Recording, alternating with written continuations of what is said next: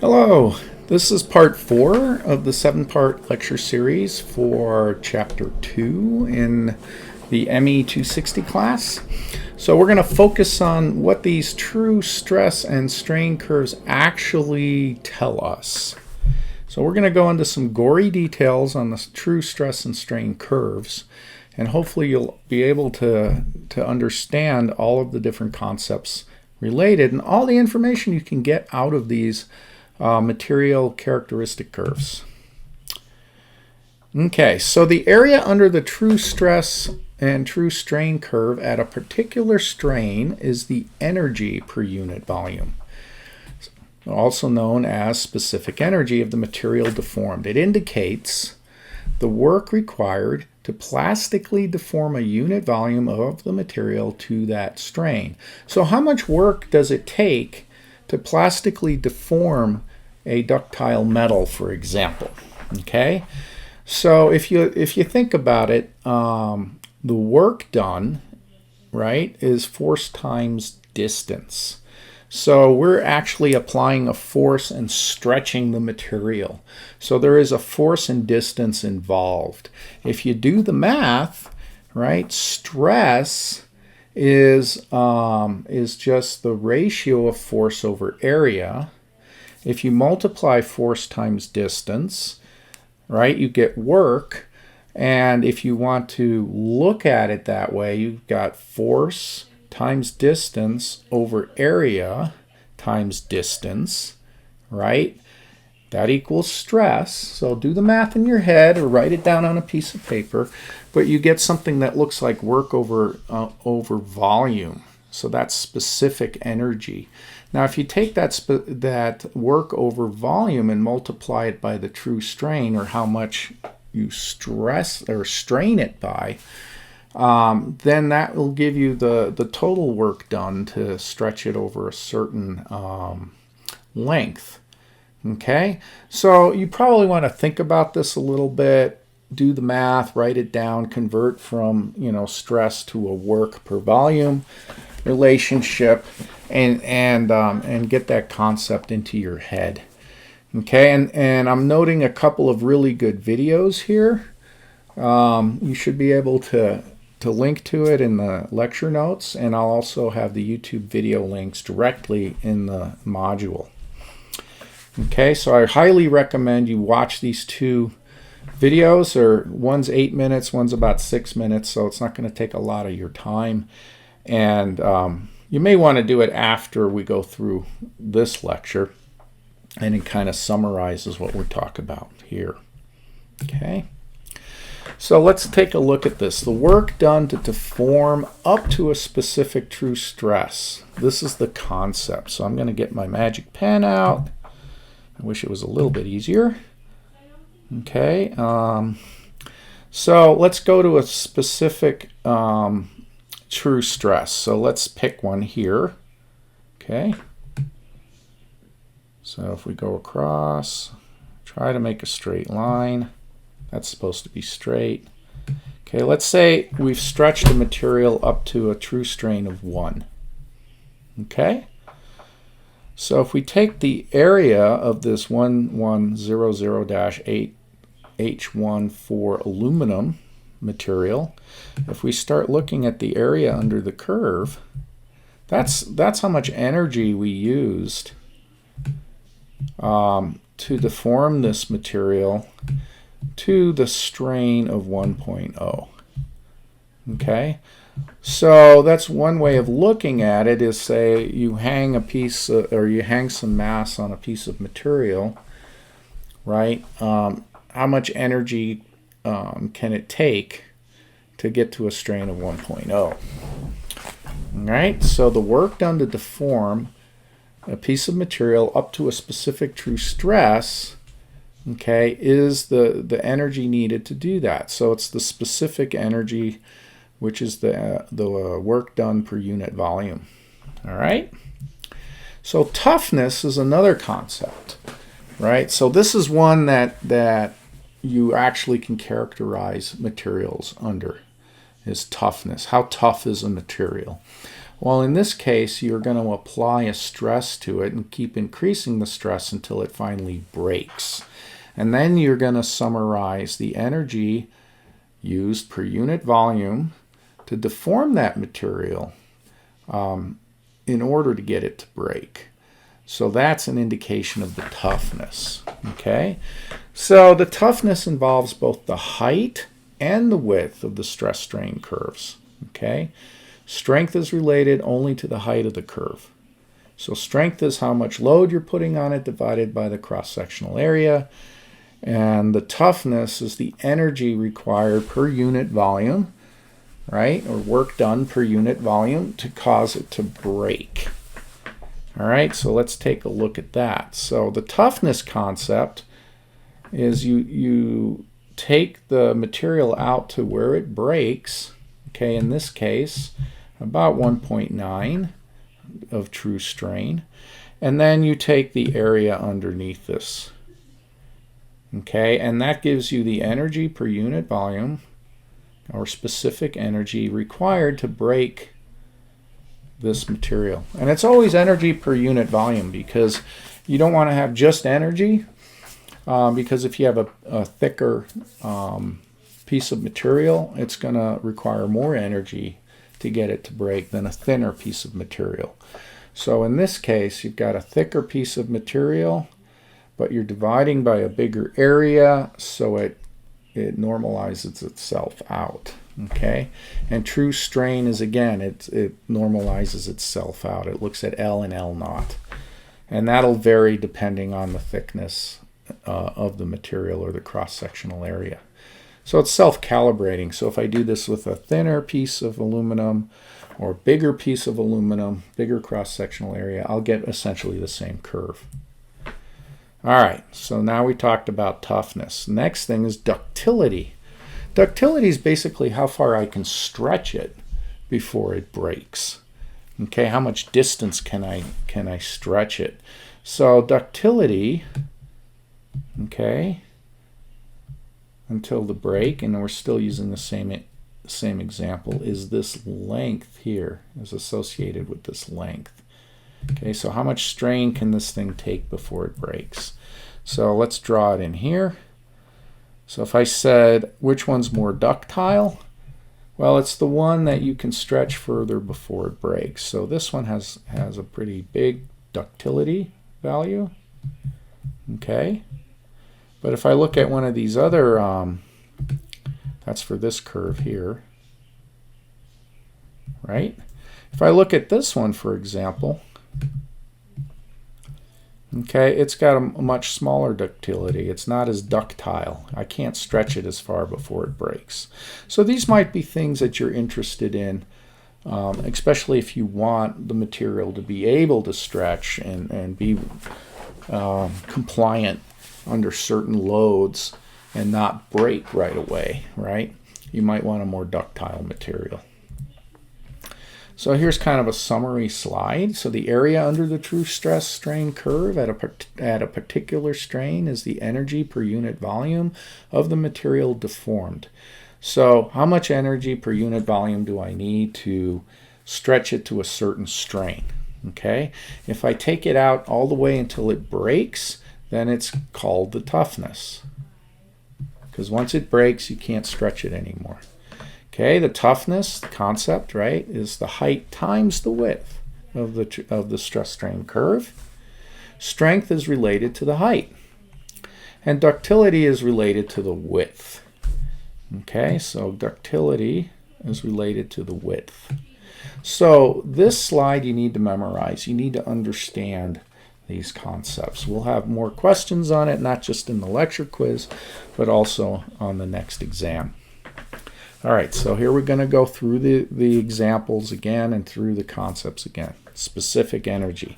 So at a particular strain, so we pick a strain, okay, it's the energy per unit volume that the material needs to strain to that point. So that's the volume, or energy per unit volume, which is the area under the stress strain curve. Okay, so that's the idea of specific energy. So what is the highest specific energy at a true strain of 1? Which one has the highest specific energy? Okay, is it this curve? Right? Or is it, let's see, the other one is H14 and 11. Okay, here's the 1100. Okay, so we're looking at the same strain. Which has the highest specific energy? Well, actually, and I want you to pause it and think about it. Right? We've got two curves here. Which has the highest specific energy? So pause it, think about it. Well, the one with the specific energy is the one with the greater volume, right? So this one, I mean the greater area under the curve, pardon me. Okay, this curve right here, which is the 1100, okay, has a bigger volume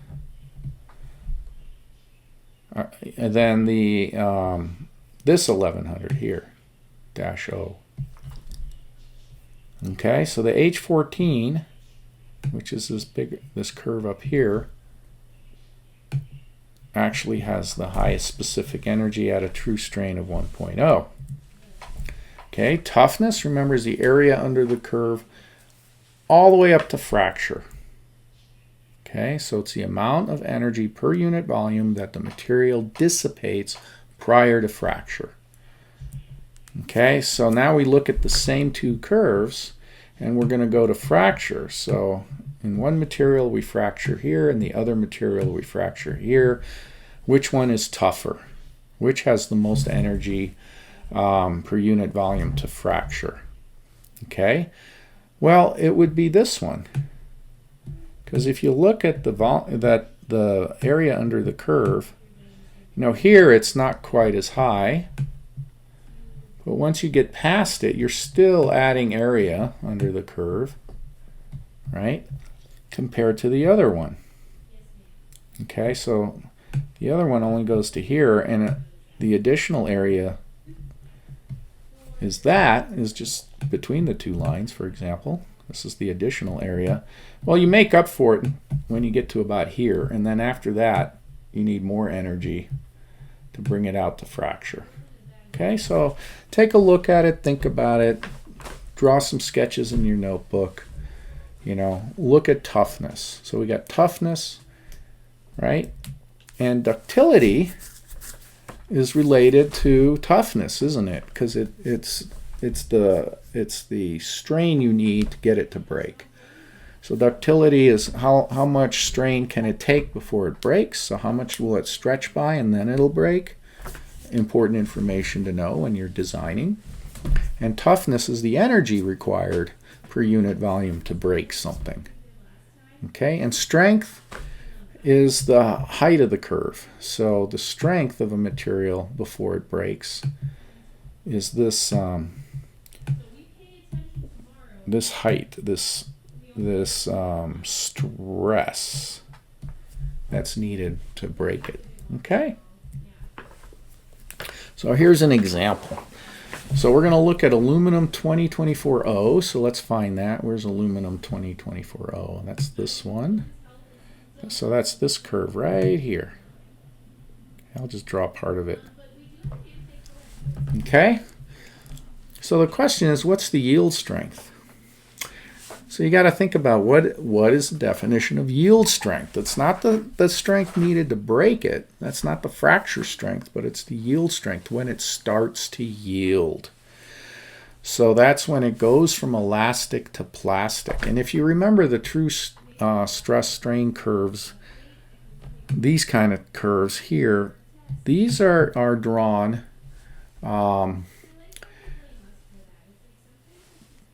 pretty much past the elastic region. The elastic region goes almost straight up on this scale, and then it starts to curve over. Okay, so if I were to zoom in on this, the stress strain curve, let me see if I can get the eraser going. I'm going to erase this. Okay, if you look closely here, it's where it starts to yield. So if you remember a couple short lectures ago, it's at the point where it starts to yield is actually right around where my laser pointer is now. Okay, that's where it starts to go into plastic, and then this is where it starts to curve over and you get strain hardening, right? Remember, we're on the true stress, true strain curve, so we're compensating for the smaller area, okay, instantaneous area. So right here is where it goes from elastic to plastic, and that's when that's what the yield strength is defined as, when the material begins to yield. That's important when you're designing if you don't want things to stretch. You have to know where that yield strength is. So when you design a flexure or spring or a beam or a structure that holds something, when you do that in mechanical engineering, you want to make sure you stay below the yield strength, right? Otherwise, it's going to bend and stay bent. Now, some applications you want to do that. You want it to bend, okay? And maybe when you're assembling something and you're doing some kind of fitting, you want it to bend. But normally, you would stay out of that region and stay in the elastic region, okay? So now, knowing that, which of these four is the correct answer? Well, if we look at this curve, 55 is here, 55 psi, right? Remember, this is 10 to the third, so that's a kilo psi, pounds per square inch. Okay, so if we go on this curve up to here, that's around 55. That's not the yield strength. That's when it fractures, okay, the fracture strength. Okay, 45 is about here. That's when strain hardening starts, right? When you get that curve. 30 is just to throw you off. Okay. And 20 is actually about where you begin to yield. Okay? So make sure you understand that. Okay, what's the elongation at break? What does that mean? So let's look at the same curve again. It's the 2024O aluminum, which is this curve. How long does it get before it breaks? Well, you look at where the curve ends, and then you go straight down. So that would be 0.4 when it breaks. So when it breaks, how long is it? If you start with 10 centimeters in length, right? If L naught, if your sample is 10 centimeters, right? And you know it's going to break at about 0.4 true strain. Okay, so I'm going to pull it. I know it's going to break at 0.4 true strain. I start with 10 centimeters of material. What's the length when it breaks?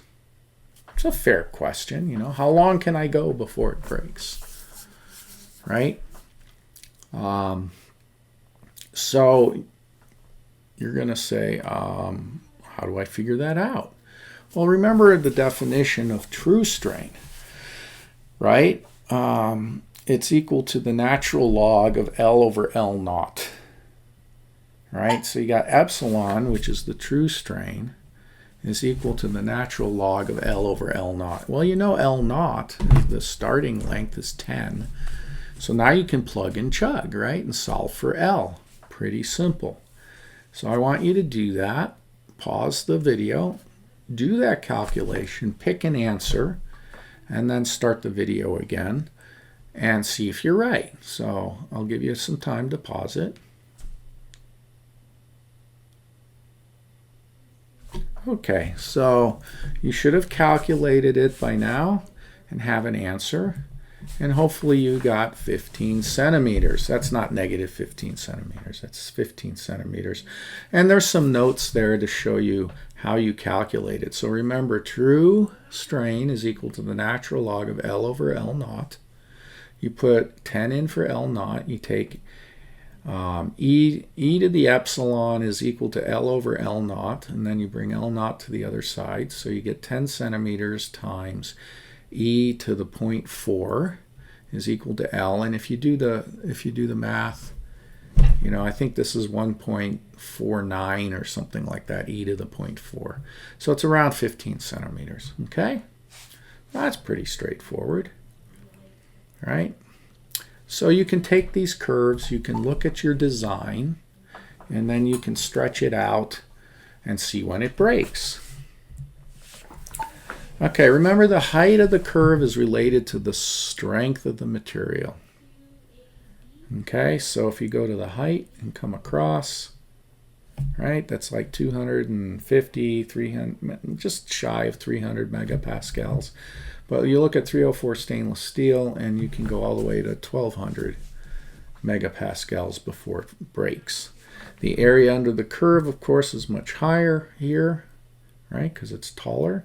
It doesn't actually stretch as far as this aluminum. Okay, so you can get an idea of how far things can stretch before they break, right? The less and less you can stretch it, the more brittle it becomes and the less ductile it becomes, right? Ductility is the width of the curve. So if it has less ductility, it's becoming a little more and more brittle. It's defined as brittle when if you have a material that actually breaks under tensile testing right after it starts to go from elastic to plastic. There is no plastic anymore, right? You keep stretching and letting go. It comes back to its original. Stretching, letting go, goes back to the original. And then you stretch it too far and it snaps. And it doesn't even deform. It doesn't neck yet. It doesn't do any of that. That means it's a brittle material, okay? So the energy, or the area under the curve, is the energy it takes to break the material per unit volume. It's always per unit volume, right? If you don't have the per unit volume and just say it's the energy it takes, well, if you have a material that's has twice the volume, it's going to take twice as much energy to deform it to that elongation, right? So that's why we always, with true stress and true strain, we're factoring out the dimensions of the material, and it becomes more of a material property rather than a material times a dimension. All right, so the maximum of the curve, when it does fail, right, the maximum, which would be the true stress at failure, what's it called? Is it the fracture strength, the ultimate tensile strength, the yield strength, the ductility, or the toughness? Well, it is the fracture strength. The ultimate tensile strength is when the engineering stress strain curve starts to curve over, right, and necking begins. Okay, that would be around this region here, ultimate tensile stress, when it starts to curve over. The yield strength, remember, on these curves is basically where it starts on the curve. Okay, that's when it goes from elastic, a nice linear response, to a nonlinear response when it goes into the plastic region. So that's yield strength. So that's over here, right? I hope you can see my cursor, right? Ultimate tensile strength is about here, where it starts to curve over, and you go into the strain hardening region. Okay, and the fracture strength is when it breaks, which is up here. Okay, for steel. I'm showing steel now. And toughness, remember, is the area under the curve, which gives you the specific energy, or the energy per unit volume necessary to deform it to a certain point. And for toughness, it's the point of fracture. Okay, and ductility, again, is the width, is the x-axis width. Okay, the elongation it takes before it breaks. Okay, the total area under the curve, what's that called? Hopefully you said toughness. The width of the curve, what's that called? These are just reviews, what I just said. Hopefully you picked ductility. Okay, and that concludes the lecture for today. what I'd like you to do is watch this video. So there's like 4 videos that I recommend in this presentation. This one's really good. It covers everything we've done up to now for chapter 2, and it's a great review, and it's a different person saying the same things I've said to you in these lectures in a different way. So, you know, there's a little more math, a little less math, you know, there's different concepts included in here. And it's all really, really good to get that summary and hear it a couple of different ways. Alternatively, or in addition to, you might want to get together with your classmates over Zoom or meet with them. Just keep your social distance and go through these concepts and quiz each other on it. Okay? All right, that's all I got today. Hopefully everybody's doing well, and I'm hoping that these little short lectures are going to be more value added to you than the longer in-person lectures that we've been doing on Zoom. Thank you, and have a great day.